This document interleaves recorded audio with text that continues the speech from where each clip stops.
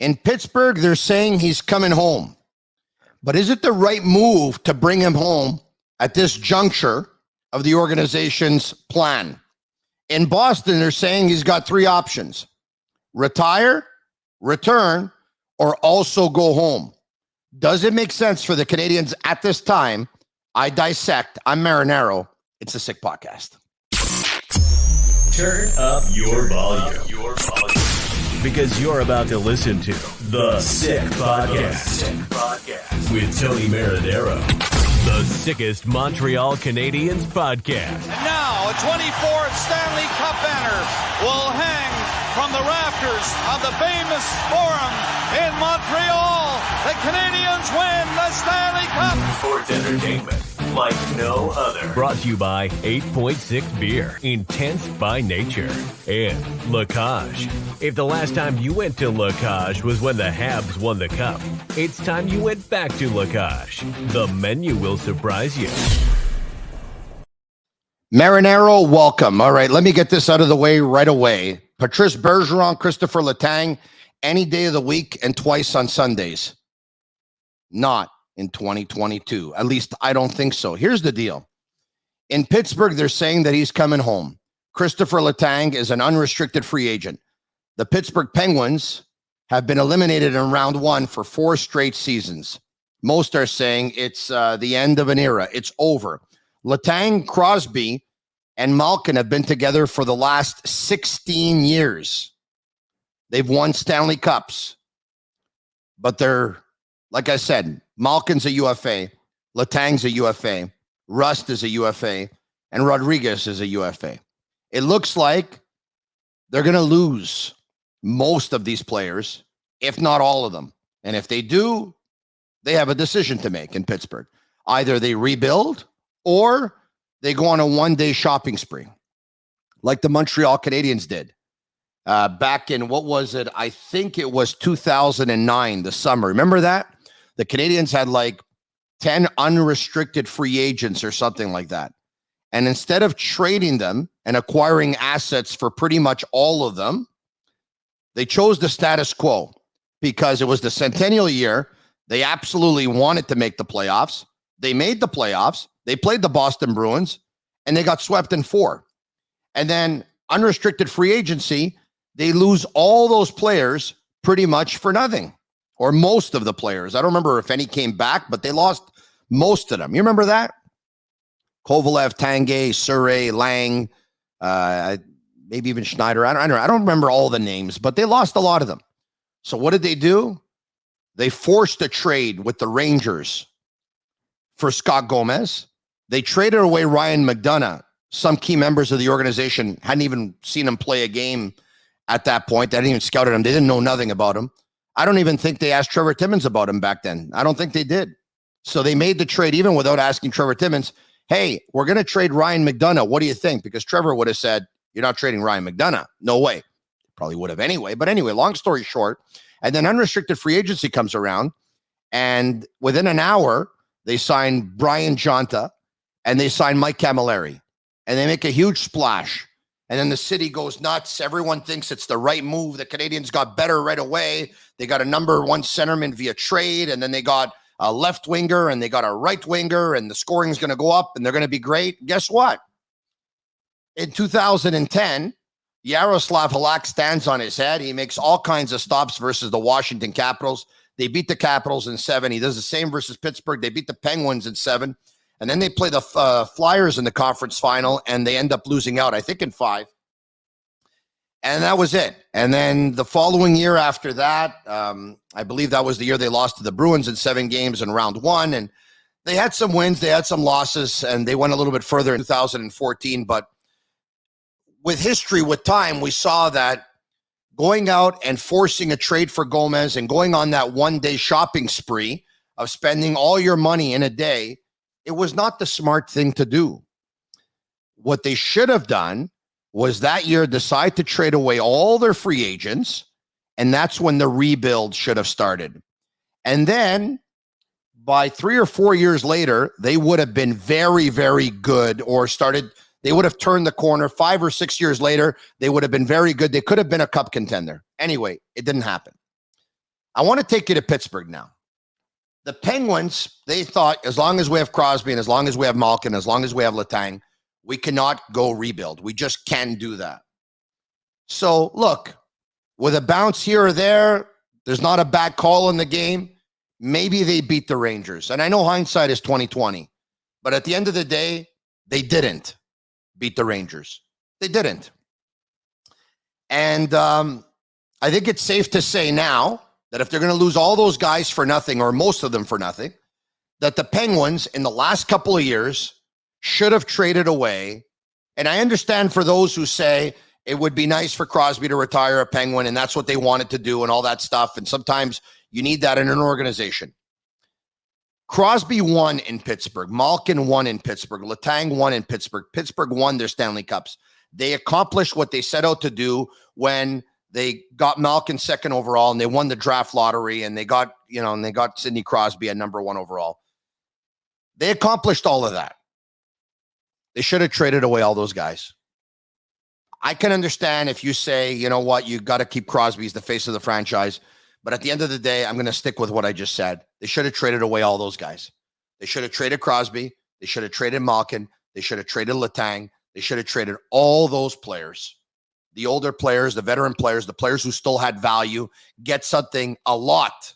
Not only something, but a lot while you can. Imagine you would have traded away those players 3 years ago. They still have hockey left in the tank. They've played great hockey in the last 3 years. You could have got a lot, and they would have been further along. Instead, now they're going to lose all the assets probably for nothing, and they got to basically start from scratch. Or they're going to go on free agency because Crosby's still going to be there, and they're going to spend all their money in one day again and try and replace all the players that they lose in free agency by signing other players in free agency. You know what happens in free agency? You overspend. A lot of players that are 27 or 28 and they go to free agency, they want a 6-year deal or a 7-year deal because it might be the last deal of their career. Players that are older than that, they still want as much term as possible because it may be the last year of their career. Christopher Letang is 35 years old.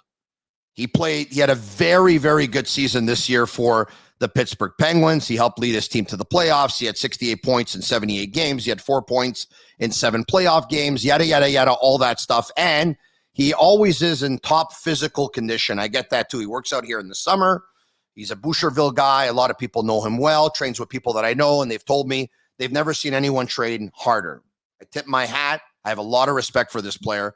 And like I told you at the beginning of the show, any day of the week and twice on Sunday. But the Canadiens want a revamp. They want a roster retransformation without calling it a rebuild. So let's just hold there for a second. And now let's fast forward to the Boston Bruins. The show is brought to you by 8.6 Intense by Nature, the beer for those who follow their instinct and live their passions in order to make their mark. And Lacage, and I want to let you know that I'm going to be going back to Lacage, as will the entire SICK team, on Saturday, May 21st. We're celebrating our 1-year anniversary, which was supposed to happen, of the SICK podcast with Tony Marinaro, which was supposed to happen back in the month of March. COVID set us off a little bit. And then we were going to do it in April, and then some members of our SICK team caught COVID. And so anyway, long story short, Saturday we're going to be there at La Cage de Carrie on Rue des Jockeys. If you want to RSVP, call 731-2020 and tell them you want to be with the SICK team, and we'll have fun. And so if you're looking for a place to eat that night and wanted to meet me and talk sports at the same time, you can kill 2 birds with 1 stone. If the last time you went was when the Habs won the cup, it's time you get back to La Cage because they revamped their menu. In Boston, Patrice Bergeron was hugging his teammates off the ice when the Boston Bruins got eliminated. And Brad Marchand talked about, hey, I'm doing everything to convince them to come back. Come back it's very open, right? To come back to play or to come back to the Boston Bruins, right? Because there's a difference. To come back to play means he's contemplating retirement. To come back to the Boston Bruins, it means he's contemplating going to another team. It was very vague. No one wanted to show their cards. We don't know what's happening. But in Boston, they're saying there's 3 things. Either A, Bergeron retires, B, he goes back to Boston, or C, he actually returns home to Montreal. Well, not really home. He's from, the province of Quebec, however. And he grew up a Nordiques fan, so there's no allegiance to the Canadiens. But the allegiance there, of course, is that Kent Hughes, the Montreal Canadiens general manager, used to be Patrice Bergeron's former agent from the start of his career all the way until he had to sell the business to the Saputo Group. Kent Hughes did, because he became, the Montreal Canadiens general manager. We know that they are like this. We know that Kent Hughes wants to establish a culture in Montreal. We know that he wants a mentorship program. We know that he wants to accelerate the rebuild a little bit. And there's no doubt that Patrice Bergeron would be unbelievable for Nick Suzuki, who idolizes Patrice Bergeron. He would be unbelievable for Shane Wright if he selected, as the first pick overall in the draft by the Montreal Canadiens. And we know that Christopher Letang would be unbelievable for Jordan Harris, for Justin Barron, for Caden Gooley, the Norlanders, all the defensemen that they have, the young defensemen. He would be for Romanov. We know that he would be awesome for all those guys. Really, we do. So I believe in mentoring. I do. I believe in leadership, but I also believe in a plan, and I believe in sticking to it and doing the right thing. All right? The right thing is to rebuild when it's time to rebuild. The Canadiens were the last team in the National Hockey League in the standings, 32 out of 32. They have a lot of holes in their lineup. They don't have a second line centerman, with all due respect to Christian Dvorak, until he proves it. He's not. So Dvorak probably should be number 3. Eller probably should be number 4. Jeff Petry's on the back 9 of his career. They lack some toughness and physicality. Hoffman and Drouin don't play very reliable defensively. Josh Anderson and Yoel Armia don't play with the consistency that you want. What's going to happen with Carey Price? He's not getting any younger either. He's not getting any healthier. He may require another surgery on his knee. All this stuff. And there's the upcoming 2023 draft, or the year after, that has 3 prospects in the top 3 that are rated higher and more appreciated by scouts than probably the player that's going to go first overall this year. At the very least, Connor Bedard and Matt Michkov are being called generational players. So they're ahead of Shane Wright, who had a disappointing playoff, by the way. He was on the ice for 25 goals against in the playoffs in 10 games. That's not good.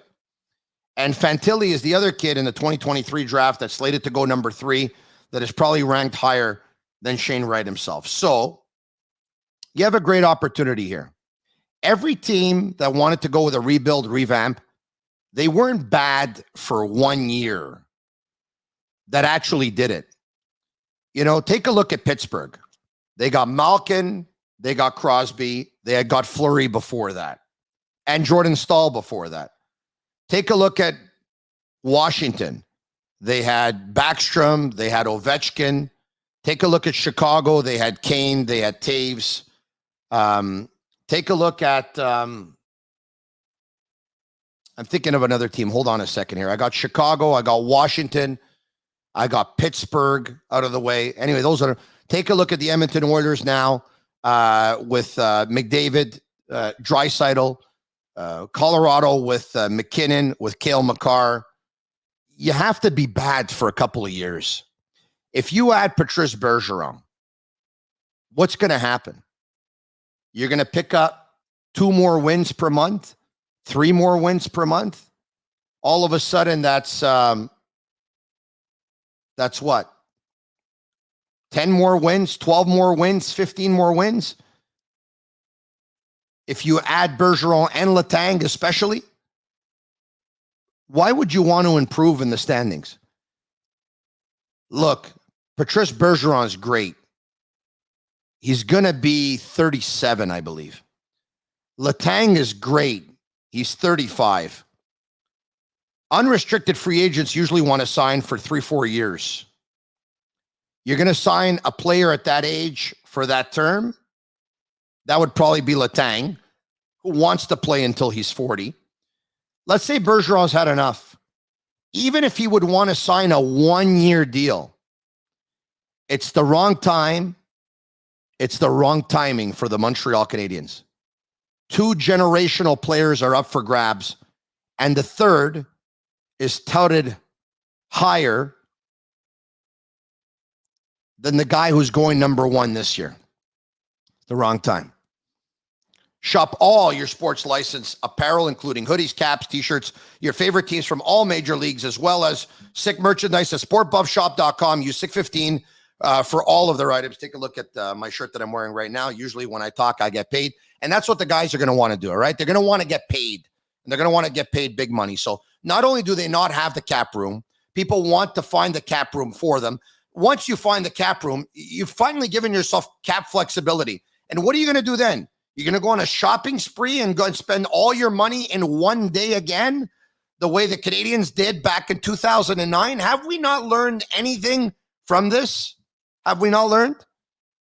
Look, all of you are going to say rebuilds don't necessarily work. Take a look at Toronto. They have Austin Matthews and Mitch Marner. Yeah, I get it. Toronto continues to lose in the first round. Pretty entertaining hockey, though. Pretty exciting hockey. But we know why Toronto's losing. We know why. Because they went out and made and signed an unrestricted free agent that was a luxury and not a necessity in John Tavares. As great as he is as a hockey player, and he's a point-per-game player, and he's been a tremendous professional, paying him $11 million has basically screwed them in terms of the salary cap. They should have kept Nazem Kadri. The money they would have saved on Kadri's contract vis-a-vis Tavares, you go out, you add a little bit of grit, you add a stay-at-home defenseman and or a goalie. This is why Toronto's come up short. They don't have a number 1 defenseman, and they don't have grit. To win in the National Hockey League, you need balance. It's, you can win doing a rebuild, and the Canadians should go the way of the rebuild. But they just have to do it in a very smart fashion. And so you need balance. That's it. You need balance.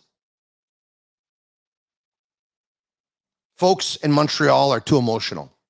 Canadiens fans are too emotional. They hate losing. They want to get better right away. If Bergeron helps you win, but ultimately you're not going to be a serious contender for the next year or two, or if Letang helps you win and get better, but you're not going to be a serious contender for the next 2 or 3 years. Bergeron's 37, Letang's 35. Take a look at their age, when they're going to retire, if they do come to the Canadiens, or you want them to come to the Canadiens. And then take a look at all these 17-year-old draft-eligible players who will be with the organization for at least a decade. 2 to 3 years, making the team better. At least a decade with the organization. By year 4 or 5, making them a cup contender. For me, it's easy. MatrixHomeFitness.ca, a shout out to you. Thank you for setting me up with a club quality workout in the comfort of my home. I love my gym. You can too. I love my fitness equipment in your own home. Visit MatrixHomeFitness.ca. Bring it home. MatrixHomeFitness.ca. You bring it home. Christopher Letang, unfortunately, not now. Before, yes. Now, no. Still a great hockey player. Nothing personal, Chris. Patrice Bergeron, back with his former agent in his province of Quebec? No. I know it's not a popular thing to say. Yes, any day of the week and twice on Sunday for Bergeron and Letang. But if you ask me, Tony Marinaro, Montreal Canadiens offseason 2022, unrestricted free agents, the Canadiens in a revamp, generational players up for grabs in the 2023 draft. Do you want to get better right away? No. I'm not interested in trying to build the Montreal Canadiens to be a playoff team. I'm interested to try and build the Montreal Canadiens to win the Stanley Cup in the future.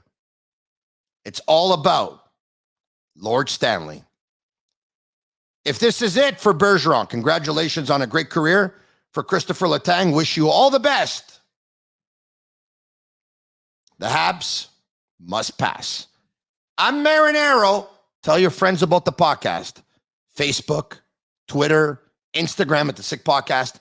And subscribe to our YouTube channel. You'll be notified when we upload an episode or when we go live. This podcast is sick. And that's a wrap. Hope you don't miss us too much until next time. Follow The Sick Podcast with Tony Marinero on YouTube, Instagram, Facebook, Google Play, and Apple Podcasts. The Sick Podcast is brought to you by 8.6, Intense by Nature, and Lacage. If the last time you went to Lacage was when the Habs won the Cup, it's time you went back to Lacage. The menu will surprise you.